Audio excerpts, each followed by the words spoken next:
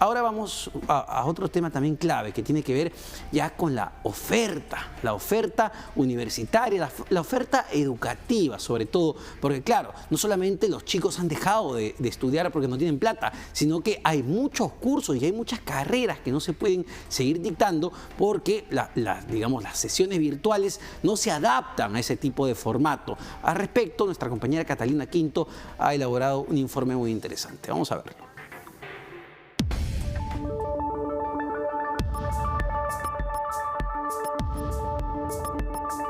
La oferta universitaria se ha reducido en algunas regiones del país debido a que las universidades no cumplieron con estándares básicos de calidad universitaria establecidos por la Superintendencia Nacional de Educación Superior Universitaria, SUNEDU. Por ejemplo, en regiones como Ica, Loreto, Amazonas, Ayacucho, Cajamarca, Callao, Lambayeque, Moquegua y Ucayali, solo quedan universidades del sector privado licenciadas. En otros casos, solo quedan universidades nacionales aptas para seguir con su funcionamiento. La institución ha otorgado 94 licenciamientos y denegado 47 a universidades a nivel nacional, la mayoría del sector privado. Desde SUNEDU afirmaron a RPP Noticias que hubo un sinceramiento de la oferta académica. SUNEDU ha cumplido su tarea, pero en el resultado hay algunas regiones que se han visto, si se puede decir así, perjudicadas respecto a la oferta que podrían tener. Sin embargo, frente a este recorte, SUNEDU ofrece algunas alternativas. Posibilidad de que universidades licenciadas puedan prestar el servicio en establecimientos de formación itinerantes, es decir, en lugares donde la oferta académica a raíz de una universidad denegada ve que hay una carencia, ¿no?, de algún programa, las universidades licenciadas podrían eventualmente prestar el servicio en esa provincia, ¿no? Finalmente existe una propuesta, todavía por aprobar, para que se lleven carreras a distancia para los estudiantes con licencias denegadas y así puedan acomodar su oferta académica. Los miles de estudiantes que ahora mismo no saben qué hacer ante el cierre de su universidad pueden visitar el portal web tuni.p, donde se muestra toda la oferta de programas educativos licenciados, pero además, desde el Ministerio de Educación y SUNEDU se vienen tomando una serie de medidas para que los estudiantes puedan continuar sus carreras.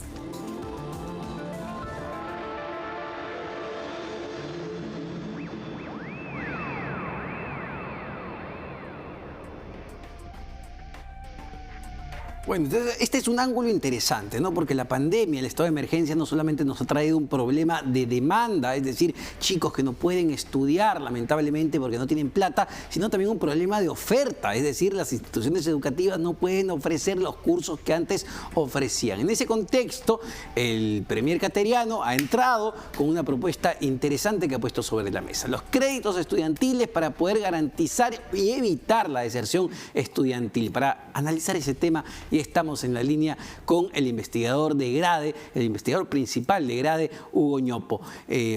Señor Ñopo, muy buenas tardes. Buenas tardes, Omar. Perdón. Siempre es un gusto hablar contigo. Muy buenas noches, Hugo. Yo estoy en la tarde todavía. 8 de la noche. 8 de la noche. Te quería preguntar directamente sobre este tema, esta propuesta de los créditos estudiantiles, que ojo, se usa mucho en otros países y hay créditos estudiantiles en nuestro país, pero me imagino que será con digamos, términos muy, muy blandos. Apuntas muy bien, Omar. Ya existen los créditos estudiantiles. Las experiencias más saltantes son probablemente dos: la chilena y la norteamericana. Ambas tienen un problema, que es los estudiantes terminan altamente endeudados. Claro. La variante que, según entiendo, se está planteando aquí es que estos créditos tengan garantía del Estado. Eso alivia mucho el problema de los graduados, porque finalmente si un graduado no consigue el empleo, no consigue los ingresos que permitan pagar de regreso, exista una garantía del Estado. Eso es bien importante, es un elemento bien importante que recoge aprendizajes de las fallas de sistemas de países vecinos. Claro, y Hugo, sería una especie de reactiva, de este programa Reactiva Perú, pero enfocado en los estudiantes, digamos, donde el Estado garantiza el préstamo y el BCR repone el dinero para alcanzar tasas muy bajitas. Exactamente, es invertir en uno de nuestros capitales más preciados, el capital humano. Claro, porque tenemos en esta coyuntura, Hugo, dado que estábamos viendo los reportes tanto de la SUNEDU y la situación de los estudiantes, hay una deserción ya estudiantil en este momento preocupante. La asociación esta de instituciones privadas hablaba de un 15% de deserción en las universidades y hasta un 30% de deserción en los institutos privados. ¿Esto qué consecuencias puede acarrear? Múltiples. Recordemos que para acumular capital humano existen básicamente dos vías: estudiar y trabajar. Sí. Ya hemos visto con las estadísticas actuales que lamentablemente los primeros que han perdido empleo son los jóvenes. Claro, el empleo joven es el primero que es prescindible porque es a tiempo parcial, porque está menos calificado.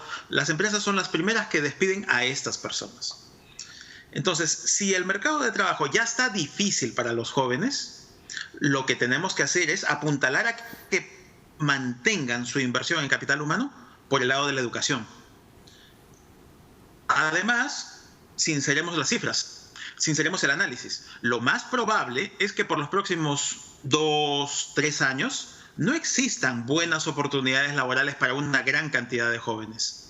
Al país le irá mejor si ese contingente importante de jóvenes continúa estudiando. Y Hugo, lo vemos ya en las cifras de empleo que han salido en los últimos días, ¿no? Que lo que muestran es que los jóvenes son los más golpeados por el tema de la pandemia. La tasa de desocupación entre los jóvenes es la más alta de todos los grupos.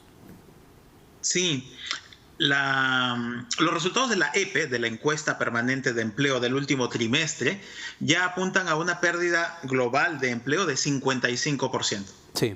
Pero para los jóvenes eso alcanza 65%. Wow. Mira la magnitud, 2 de cada 3 jóvenes han perdido su empleo.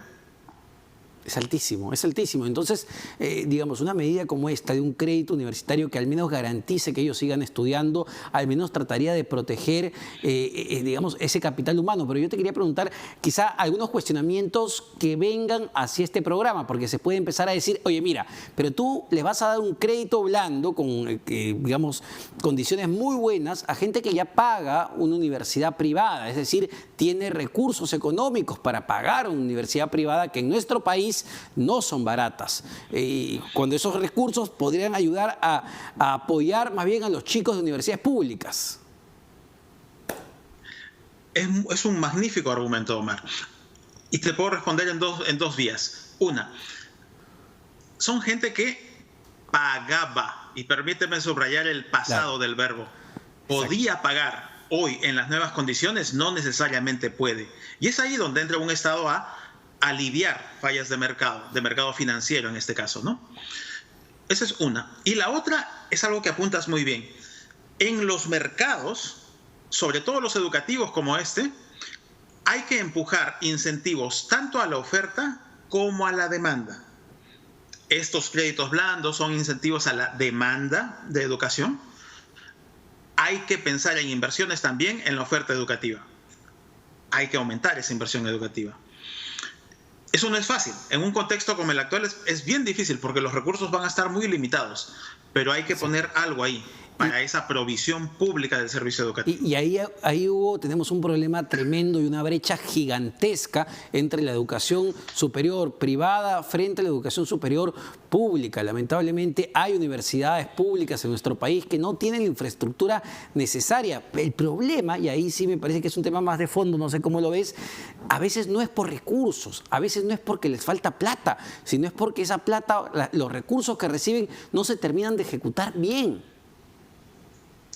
Efectivamente, si hay algún segmento dentro del aparato del Estado en general que lamentablemente resalta por su escasa capacidad de gestión es el superior universitario público. Ahí hay una pata de la silla faltante que hay que reparar, hay que mejorar esa capacidad de gestión. Y de alguna manera se entiende, porque las universidades son centros de investigación, sí, claro, centros pedagógicos, no se han enfocado muchísimo en la capacidad de gestión. Hay que apuntalar eso. Reconocida la falencia, hay que apuntalar. Ahora, Hugo, ¿cómo hacemos? Porque, a ver, hablamos nuevamente, siempre entendiendo los privilegios de cada grupo, ¿no? Finalmente, los chicos, tanto universidades públicas, universidades privadas, son gente que ya está introducida en el sistema educativo superior de alguna manera.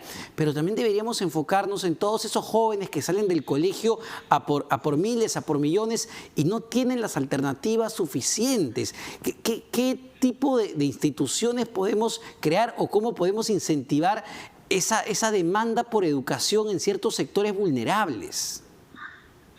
Y apuntas muy bien, Omar, porque así como hay que mirar a los jóvenes que están hoy en el sistema universitario y evitar sus deserciones, en épocas de crisis como esta, donde más caída hay es precisamente en las transiciones, en las bisagras. En este caso, por ejemplo, la bisagra entre la educación secundaria y superior.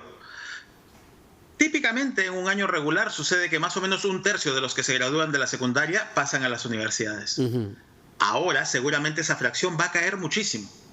Y ahí es donde vienen los incentivos. Tanto la oferta como la demanda, decía. Y con un foco, como bien apuntas, a hogares vulnerables, por un lado, pero en la educación hay que tener un doble criterio. No solamente hay que definir becas o incentivos basados en necesidades, sino también basados en méritos. O sea, aquellos que se desempeñaron bien, tuvieron notas, tienen el potencial de ir bien en los estudios universitarios, a ellos hay que beneficiar también.